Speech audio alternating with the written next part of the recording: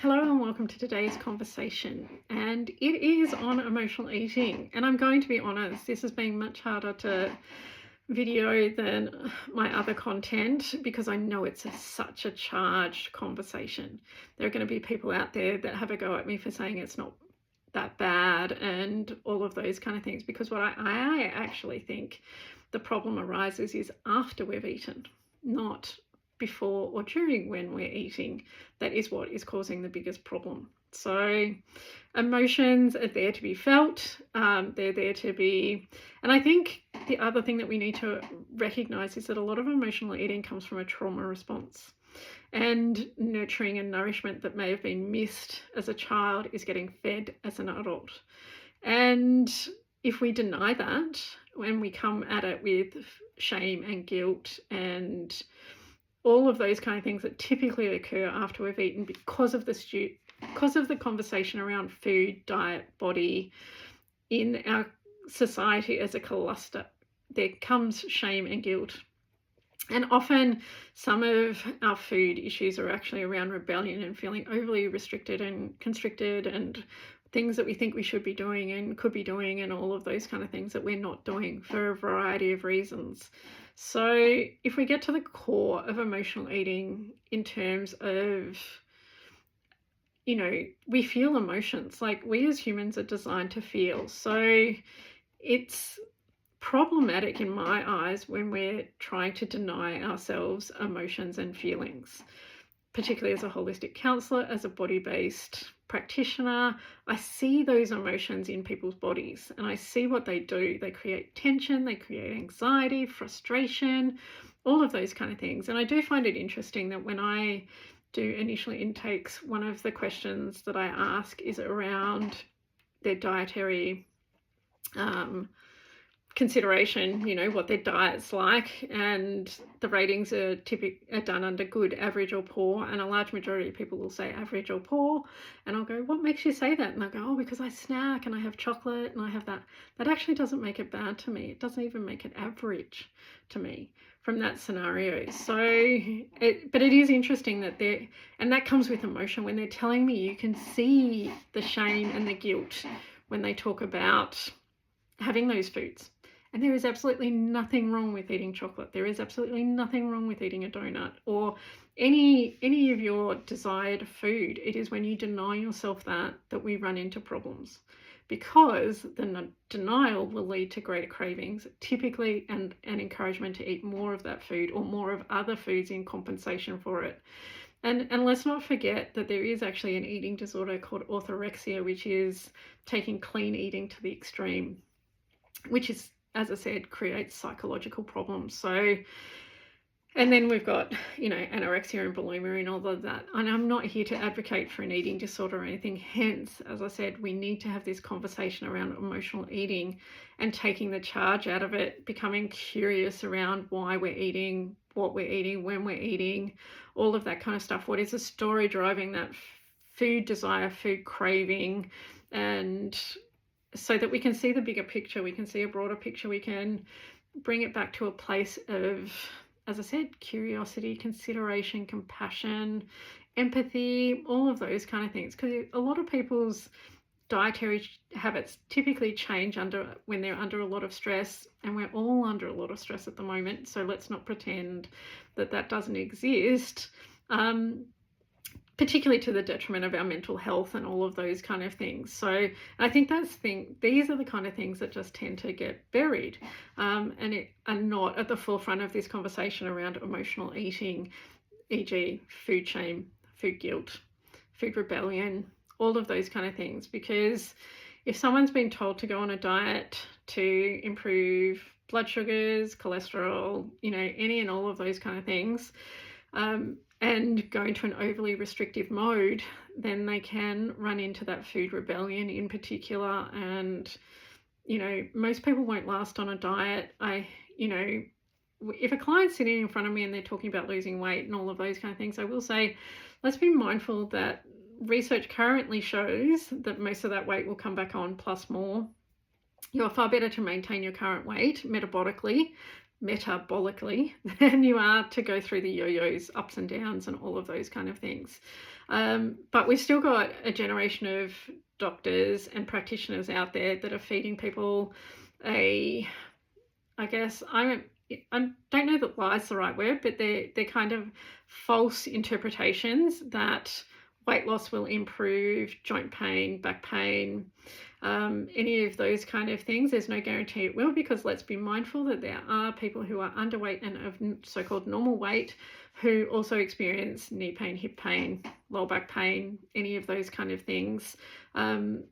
I've had some clients who've got hip replacements, knee replacements, who are definitely not overweight. So that is not the only contributor to those conditions. So let's be mindful that when we plaster that into a cluster, that we can actually cause harm. And a lot of people have received negligent healthcare because the overemphasis on body weight has led to misdiagnoses around cancer and other conditions that, had they looked past the weight and heard the person talking to them about their pain and all of that experience, should have had investigative imaging, all of those kind of things, blood tests, all of that kind of stuff, and doesn't occur because of their weight. So that is actually harmful. That is harmful. And I mean, I've had clients who've been diagnosed with tumours that should have been attended to many, many years before they were, because of the story around, if you lost weight, then your back pain's going to go, this funny sensation in your leg's going to go, all of that kind of stuff. I've had people who've hurt their ankle, gone off to practitioners, and then all of a sudden they're doing upper body weight exercises because the practitioner wants them to lose weight. They went in with an ankle problem. That's actually negligent in my view. So let's be mindful that it is quite a loaded area and conversation that a lot of people have their own individual thoughts about. And obviously this is my own individual thoughts. You may agree, disagree, all of those kind of things. But I think we need to layer the conversation with food shame, food guilt, and food rebellion in there, and that we've got to acknowledge that most emotional eating is probably coming as a trauma response and a lifestyle kind of situation that we're sitting in at the moment.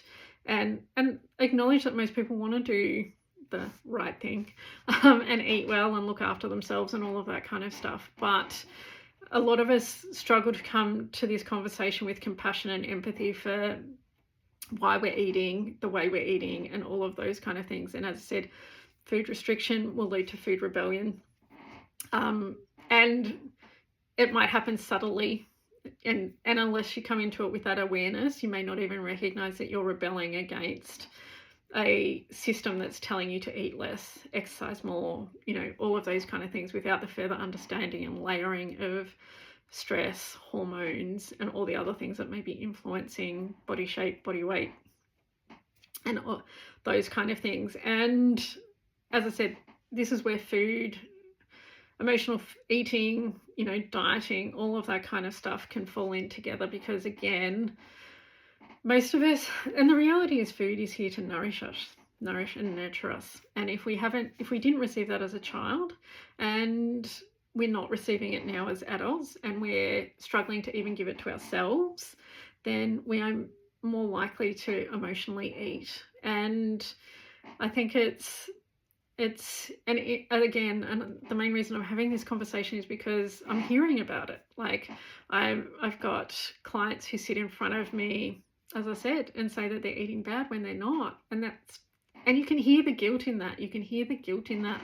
And then others who are saying, I'm disassociating from my body because at the moment I'm under so much stress and I'm not eating the best that I could. And now I feel guilty for making those choices, as opposed to getting really curious and all of those kind of things. Because again, I'll really reiterate, food, generally speaking, should be neutral, but is not neutral. And because of the layers that come with it. And again, some people will bring into the conversation that food science is now being used against us to make us eat more of the bad stuff. When you walk into a supermarket, grocery store, any of those kind of things, you're going to see a bigger cluster of packaged food and all of those kind of stuff. I'm not going to use the word processed in there. Some of it is processed, some of it's natural, just tinned or bottled or any of those kind of things. Some people will say, you know, technically that's processed foods because it's not in its natural state, such as the produce section, because like even meat's processed, right? So you're not eating the animal itself, right? It has been through a process to end up with, as mince, you know, chops, whatever, you know, chicken breasts, thighs, you know, all of that kind of stuff that we do tend to eat. So that's been processed, although most people would call that minimally processed. However, I think you'd be quite scared at how much processing to some degree goes on in that. And hence, as I said, produce is probably, you know, the least processed from that side of stuff. But it is still processed. It's come off a tree. It's, you know, moved from its place of growth to the supermarket, grocery store and all of that kind of stuff. But yes, in its more natural state, we'll say, from that side of things. So it would be great if they were, you know, predominantly the only two sections of the supermarket that exist, but they don't. So, and yes, I will agree, food science has been used. I know when I was studying that there was a conversation around potato chips and how food scientists work on how much crunch will make somebody eat more, how much flavoring, all of that kind of stuff will make somebody eat more of their product than others. Been influenced by that. I can remember, you know, I'm sure we've all got stories where we've started a packet of chips and poof, it's gone before we even realize it. The person who can eat a block of chocolate and go poof, I don't know how that happened. And part of that's food science, texture, taste, flavor, all of that kind of stuff. Like even with sports drinks, there's the correct ratio of sugar to salt to water to flavoring and all of that kind of stuff to make you drink more of their products. So I'm not under any illusion that there is food science out there creating taste bud changes and all of that kind of stuff, but that's not at the core of this conversation around emotional eating. So emotional eating typically, and let's acknowledge that there is joy involved in eating food as well, particularly if you're at a celebration, birthday, wedding, anniversary, you know, any cluster of things in there, we tend to, you know, celebrate with food and enjoy it and all of that kind of stuff. So we can eat when we're happy, we can eat when we're sad, we can eat when we're angry, we can eat. And if we remained with that neutrality, then I think the food story that we would have, I would be having with you now, might be very different, and I may not even need to produce a video around it. But that's not the story that commonly happens. So somebody's sad, they eat a food that they deem as unhealthy or not ideal, and then they feel guilty for it, or they feel shameful for it, or someone else shames them, or someone else guilts them. And then, as I said, we can have the body conversation as well. Somebody's body shaming you under the guise of health and concern and all of those kind of things. And when in truth, as I've said, you know, we were never designed to all be the one body shape. We were never designed to all look like everyone else. And that we can be unhealthy underweight as much as some people can be unhealthy overweight. But we can also have healthy overweight individuals as well as healthy you know, so to speak, from that side of things. And just being mindful that there is more to health than the body and the vision that you see, either through a video or, you know, in person or anything like that. There's usually a lot going underneath that. So, and hence, as I said, why I wanted to bring this up. Like, if shame is being your driver, like after you've eaten, then that's where you need to dig and dive. That's where you need to get curious. And where's this coming from? Who said what to me? When did they say what to me?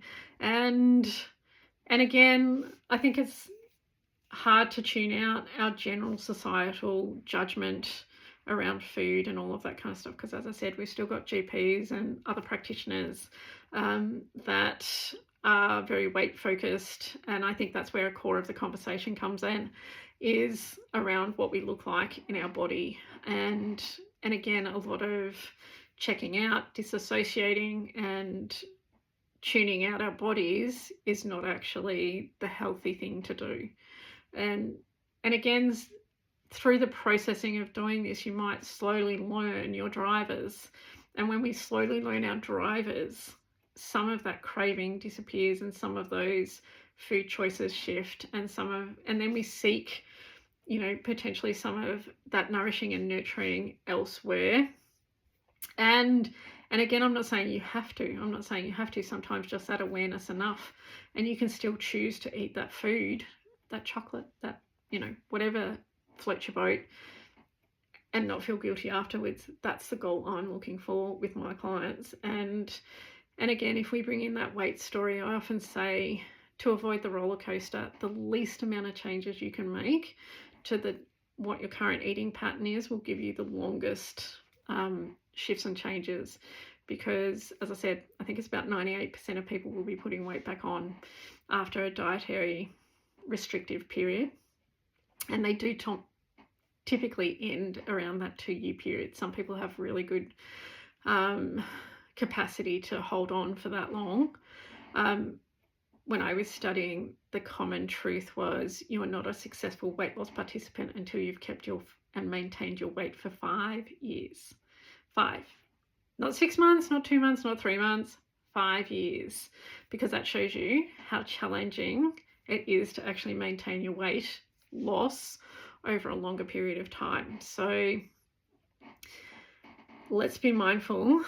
As I said, most of my drivers is health practices, not weight loss.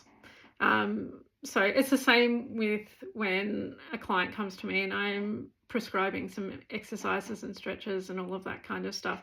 It's about finding a routine that you can maintain, that you can introduce, and again, health promotion. So as opposed to negating our health from that side of things. So yeah, as I said, it was just a conversation that came up recently for me, and I felt that this could be a good starting point for a lot of you to explore why it is you're actually emotionally eating, whether you're happy, sad. And I think it's also very interesting that we don't make the same judgments around happy eating as we do around sad and angry eating. I think that's the other thing that just kind of cropped up for me. Typically, as I said, when we're celebrating a birthday or anything like that, it doesn't tend to have the same energetic attachment, negative energetic attachment to it as when we eat when we're sad or angry. But we are a human and we have all those emotions. So let's consider that when the guilt shows up on the other side or the shame shows up on the other side, that we consider what is actually driving that food choice in the beginning. And as I said, emotional eating in and of itself is not bad. It's what comes after it that creates the negative aspect of it. And as I said, there's a couple of things that can feed that. Food rebellion, because we're denying ourselves something that we want. We're angry at the world. We're, feeling overly restricted. And that can be a cluster of things, because like if we consider finances as part of this conversation as well, if we don't feel like we've got enough money to buy the food we want, then there can come those moments when we just go, shove it, I'm going to have it. And so it doesn't necessarily even just have to be from a weight loss program. So just be mindful of the drivers that are being created around the reason you're eating emotionally. And hence why I'm saying it's not actually all bad. And the more awareness we can bring to our food story, the better off we're going to be. And recognizing that we've probably got patterns running in the background there that until you take the time to assess them and check in with them and all of that kind of stuff, they just ruminate in the background and grow and fester and do all of those kind of things. So again, I think just reiterating, emotional eating in and of itself is not bad. It's what kind of comes after that we need to consider, and exploring that conversation around food shame, food rebellion, and food restriction, and food guilt, food shame, all of that kind of stuff. And again, I just want to be clear that as much as we'd like food to be neutral, it is not. We've got a society that will tell us that we're bad at nearly every single turn for the food we choose to eat if it's not deemed perfect.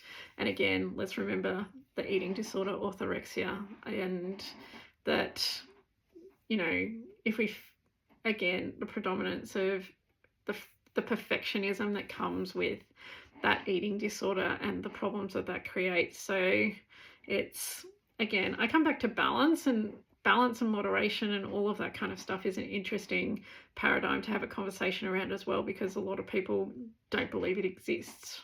And everyone's definition of balance and moderation are going to be slightly different. And there are some people out there that don't, if they believe that if you bring in a little bit, you're going to bring in a lot. And that's not the case, because I think and feel that part of that is under the food guilt, the food shame, the food rebellion, and all of that kind of stuff. I think if people could actually, and I mean, I'd love a world that was food neutral, diet neutral, body neutral, all of that kind of stuff, that you are who you are, not what you look like and what you can do and all of that kind of stuff. But a large proportion of our society isn't there yet either. And that's a conversation for another time as well, because I think, again, a lot of that comes out of a trauma story from our childhood. And, you know, and trauma can happen yesterday. I'm not saying that this is all just childhood factored. It could be a workplace, it could have been a workplace, it could have been an education, you know, situation, any of those kind of things. It could have been an old school friend who said something to you off the cuff. To them it didn't have any energy, but to you it hit like a ton of bricks, and all of those kind of things. So it's, yeah, we need to be mindful of those moments, and again, without that awareness we can't make changes. And if you do actually want to make changes to your emotional eating, then I suggest you look at the guilt that shows up. What are you saying to yourself in that moment after you've eaten a food that's so-called bad or unhealthy? And the food shame or the food rebellion or any of those kind of things, there's usually a deeper story to our emotional eating than purely our emotions. So I'm going to leave it there, and I hope you've had a good day.